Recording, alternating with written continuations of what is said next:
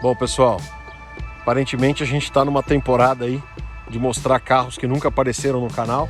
E hoje a gente está trazendo essa teteia aqui, Ford Corcel 1969. Um carro que tem uma história tão legal, tão interessante e que marcou a vida de tanta gente. Salão do Automóvel de 1968, o último salão a ser realizado ainda no Parque de Ibirapuera, teve dois lançamentos que marcaram muito a indústria automobilística brasileira. Um foi o Chevrolet Opala, que com frequência vocês veem aqui no canal, e o outro foi o Ford Corcel. A história do Corcel é uma história muito rica, né, que eu vou tentar contar aqui, pelo menos o que eu sei. Eu não sou um especialista nesse carro, né? Especialista nesse carro é meu querido amigo Sérgio Minervini, a quem eu já deixo antecipadamente um abraço, né? Mas a indústria brasileira viveu um ano muito atípico em 1967, sendo que 3 das suas empresas, das suas indústrias mais importantes foram adquiridas por outras, né?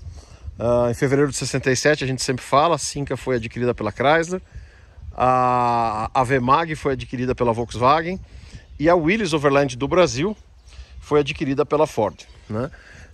A Willys tem uma história no Brasil, a Willys Overland do Brasil tem uma história, talvez os carros não sejam os meus carros favoritos, mas quando a gente pega a história das indústrias brasileiras, talvez a história da Willys Overland seja a mais interessante de todas, né?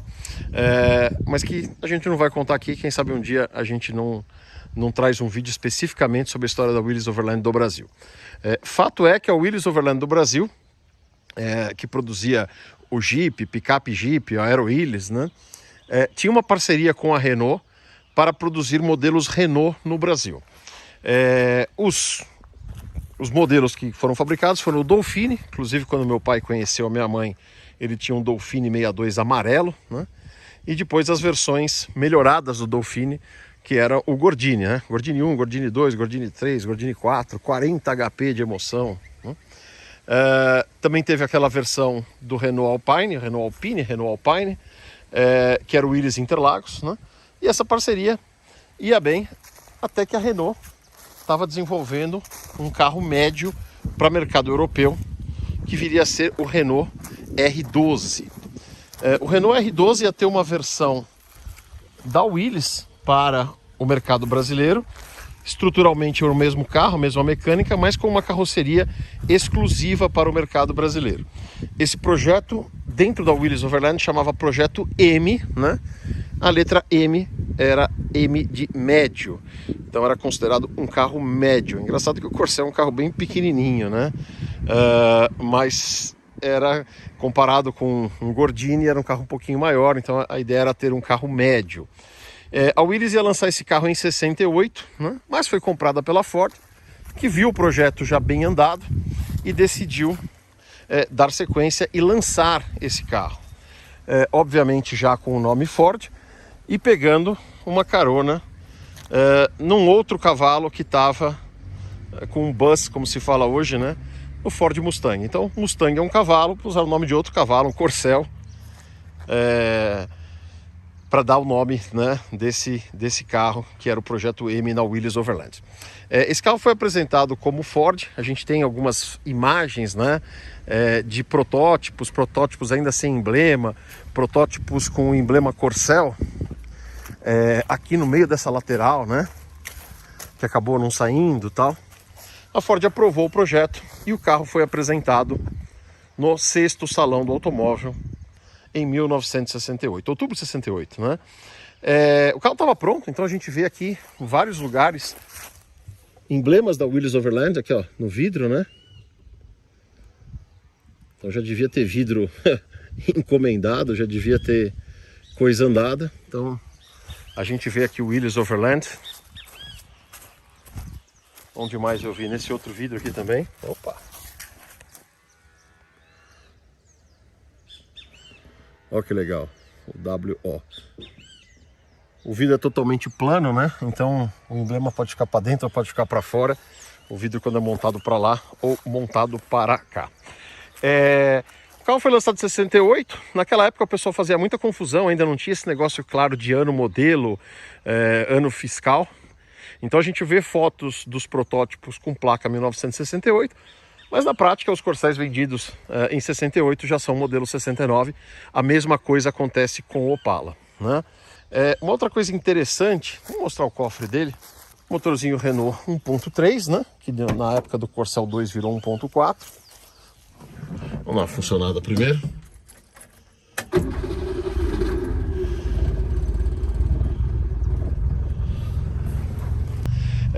Bom, então o carro saiu em 68, né? No Salão do Automóvel de 1968 e fez um baita de um sucesso. Tanto que no primeiro ano de produção, que é o ano desse carro, foram produzidos mais de 50 mil carros, né?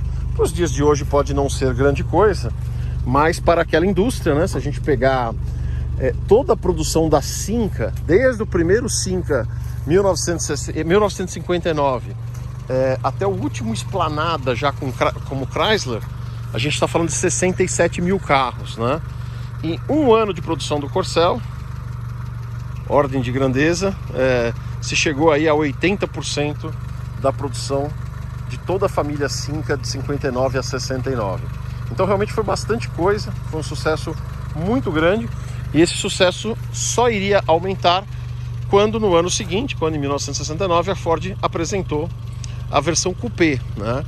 E a versão coupé desse carro realmente é muito bonitinha, né? Os quatro portas em tudo, né? A gente pega o Opala, Dodge Dart, sempre são mais quadradinho, parece criança desenhando o carro, né? Mas os coupés não, os coupés realmente são muito bonitinhos, né? Vamos dar uma olhada aqui no cofre. Eu falei que esse carro foram 50 mil, né? E o chassi desse carro, eu dei uma olhadinha ali, parece que é 11 mil. Então, se ele não é dos primeiríssimos, né? É dos primeiros, né? Dos primeiros 20% aí da produção, né? Ó, chassi 11.624. Olha que legal na plaqueta dele, né? Primeiro, olha como a plaqueta é íntegra, né? Você vê que é um carro que não foi muito sambado, né? A plaqueta dele tá aqui, né? Ano 1969. Corcel Ford, né? O mesmo logotipia que vinha na tampa do porta-luvas, pelo menos nos mais novos. Nesse aqui eu não lembro se vinha, mas está aqui, quem fabricou ele foi a Willys Overland do Brasil. Você ainda não tinha tido uma fusão aí dos CNPJs, né? Então fabricado por Willys Overland do Brasil. Chassi 11.624. Outra coisa que eu vi aqui, né? Esse expansor do radiador era original em vidro, né? Não sei se era exatamente esse, eu não conheço tal, mas eu sei que era original em vidro o expansor do radiador, né? Essa panela do filtro de ar é bastante característica também dos Corcel. Carro muito alinhado. O Juliano estava me contando que quem pintou esse carro, quem fez uma restauração nele, quis preservar a tinta original aqui, né? Então essa tinta aqui é de fábrica, né? E eu acho, tá? Eu não sou especialista nessa linha, eu acho que esse é o bege terra, a mesma cor do nosso bege do nosso Galaxy 67, né? Então você que é um fordista que está assistindo a gente, depois só confirma se esse é o mesmo bege terra do nosso Galaxy 67. Outra coisa que eu vi, se eu soubesse os códigos, por isso que é bom saber os códigos, tem uma outra plaqueta aqui, vamos ver se eu consigo pegar, que é a plaqueta que traz as informações de pintura e estofamento. Então a pintura é o 1203, né, e o estofamento 9881. Você que é um fordista, conte pra gente aí o que é o código 1203 e o que é o S881. Não vou ficar surpreso se for bege terra e interior preto, tá? Vamos dar uma olhada aqui dentro. Olha o painel desse carro, que íntegro que é. O volante, né? A gente sofre com esses volantes de resina na linha Dodge Dart, que de uma hora para outra eles dissolvem.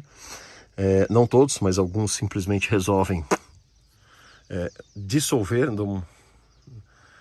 perde a liga, né? Começa a pingar aquela gororoba. O volante novinho, os acabamentos novinhos. Painel realmente muito bom. Não tá funcionando, tá? Isso é bem comum aí nos nossos carros também. não está funcionando o velocímetro e gasolina e temperatura, deve ser alguma coisa simples. Quando tudo não funciona, normalmente é mais simples do que quando uma coisa só não funciona. É porque não deve estar ligado, né? Se é algum problema elétrico. Quando alguma coisa não funciona, é porque é um problema de relógio.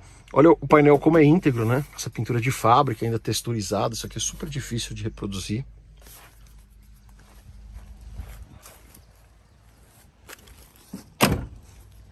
As rodas, né? Tá com essas rodinhas de época, que eu acho que essas rodas são mais anos 70 do que dessa época, depois vocês me corrigem. Mas o carro tem as rodas originais. O proprietário colocou essas rodas porque estava com os pneus bons para ele poder andar com o carro, né? E as rodas estão guardadas com os pneus velhos, né? O step tá com a roda original. Aquela roda com aquele biquinho, né? E os 3 furos. Tradicional aí do Corcel, né? Olha que porta-mala inteiro. Muito legal, gostei muito do Corcelzinho, né? Vamos ver o forro de teto que eu não reparei. Mas por ali parece que é de fábrica ainda. Não sei se foi trocado ou se é de fábrica, não sei dizer não, tá?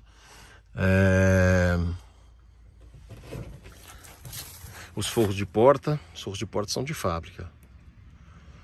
Carro bem legal, bem bacana mesmo, bem gostoso de andar. É um carro que um dia a gente precisa ter na coleção, né? Um Corcel 1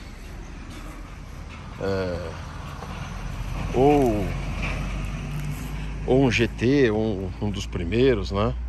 Não agora não é momento, a gente não tem lugar para guardar uma mobilete, quanto mais um carro. Mas o carro é bem bacaninha, a grade também, que grade alinhada, né? Os para-choques. Carro realmente bem íntegro, né?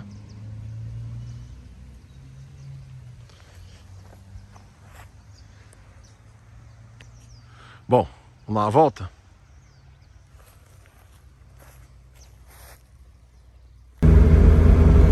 Bom, o carrinho para uso urbano é muito bom, né? Ele é bem espertinho, motor 1.3, o motor é elástico, ó, tá em 4ª marcha. Ele acaba rápido, né? É um carro fraquinho comparado com as coisas que a gente dirige hoje em dia. Mas para a época era muito bom, era muito mais do que adequado, era realmente muito bom. Tem que lembrar que muita gente que comprou esse carro andava de Gordini, andava de Fusca 1200, né? Então a questão de um carro ser rápido ou não é uma coisa muito ligada ao que você está acostumado, né? O cara está acostumado a andar com um carro de 200 cavalos, pega um de 120, vai achar fraco, né? Então tem sempre que ter uma referência aí do que tal. O câmbio tem um engate ok, né? O curso é bem longo, isso é bem característico, ficou na linha Corcel até o final. Linha Corcel em 1977 para modelo 78. Teve uma mudança muito grande, né? De estilo, que foi o Corcel 2. Mais que o Corcel 2, está no vídeo do Finardi, né? Que a gente fez lá com o Rafael Finardi, mostrando aquele Corcel 2 Série Campeões. Não dá para imaginar que é o mesmo carro. Externamente o Corcel 1 e o Corcel 2 são muito diferentes, mas no fundo são o mesmo carro com uma outra carroceria, né? Óbvio, teve evoluções, né? Mas basicamente tratava-se do mesmo carro. Já na versão Corcel 2 ele ganhou outros. Ele já tinha um derivado no Corcel 1, que era a Belina, né? Eu falei, a gente teve uma Belina 1. Depois no Corcel 2 também tem a Belina, mas aí depois veio a Pampa, né? Veio a versão picape e veio a versão Del Rey. A Ford sempre colocou o Del Rey como um carro totalmente novo, como um carro totalmente diferente, mas no fim era um Corcel 2 com a carroceriazinha, com o tetinho fazendo assim, né? Com o tetinho caindo rápido, ao invés de ser mais fastback como o Corcel 2, e com acabamento que para a época era realmente primoroso, né? Del Rey é um carro que envelheceu mal, né? Era um carro tão legal, tão elegante na época. Mas quando você pega hoje, eles parecem, a menos que o carro seja muito novo, né? Quando você pega um Del Rey usadão, eles parecem tudo meio torto, né? Não foi um carro que envelheceu bem. A gente teve um Del Rey em casa, um Del Rey 1984, série ouro, cor prata, né? Mas olha, era ouro ou era prata? Os dois. Ele era modelo ouro, mas a cor dele era prata, né? Cara, é um carrinho para cidade muito bom. A maior prova de que esse carro é um carro bom, em termos de manutenção, de facilidade de manutenção, de consumo, né? É que você anda hoje, 2021, nas cidades do interior, você vê esses carros em uso, né? Eu sei de um lugar que até outro dia, não sei se ainda hoje, mas o cara tinha uma frota de 4, 5, que é com aqueles alto-falantes no teto, fazendo propaganda de loja, de não sei o que, vendendo pamonha. Então o carro em uso comercial, né? 50 anos depois, mais demonstrativo de qualidade do que essa eu realmente não sei. E é engraçado, né, que tanto o Corcel 1 quanto o Corcel 2 a gente vê muito em uso ainda, né? Queria mandar um abraço pro Bitu, Felipe Bitu da Quatro Rodas, que tem uma página chamada, um perfil no Instagram chamado Corcel Trabalhador, né? E ele coloca fotos de Corcel, Corcel 1, Corcel 2, Belina, Scala, toda a família, que estão em trabalho, né? E eu sou um grande colaborador dessa página, não porque eu seja um grande entusiasta, mas porque eu vejo com muita frequência, né? Toda vez que eu vejo um Corcel, uma Belina numa obra, né? Aí, ó, passado e o passado, hein?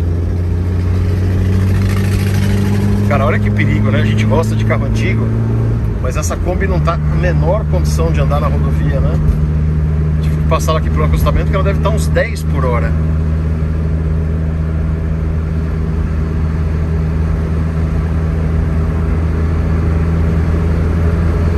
Na estrada, meus amigos, é diferente do que a gente está acostumado hoje. Você tem que, ó, ele vai embalando, vai indo. Mas para o uso urbano é um carrinho bem gostoso, viu?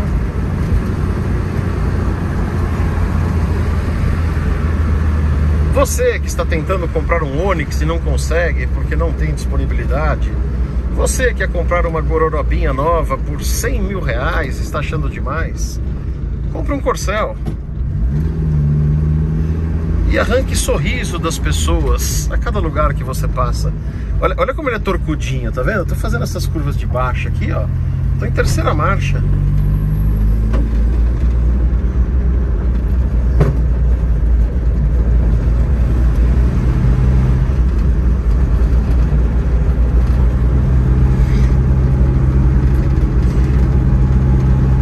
Bem interessante mesmo.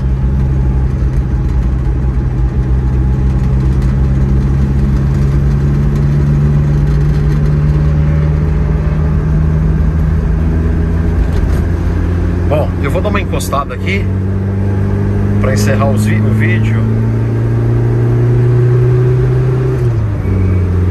Ó. Elaia! Tração dianteira. Como é que era a propaganda do Corcel GT? Tem gente que gasta milhões para te ultrapassar numa reta, mas na primeira curva você vai buscar. GT é assim. Não era isso?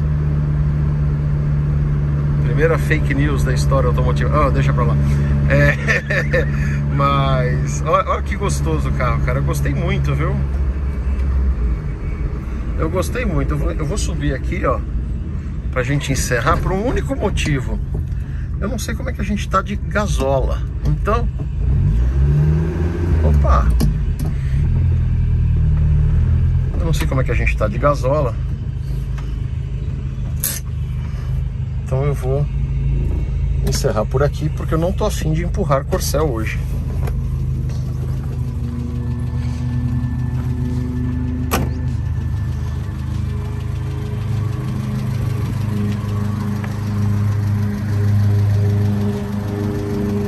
Bom, pessoal, então é isso aí. vídeo do Corcelzinho 69.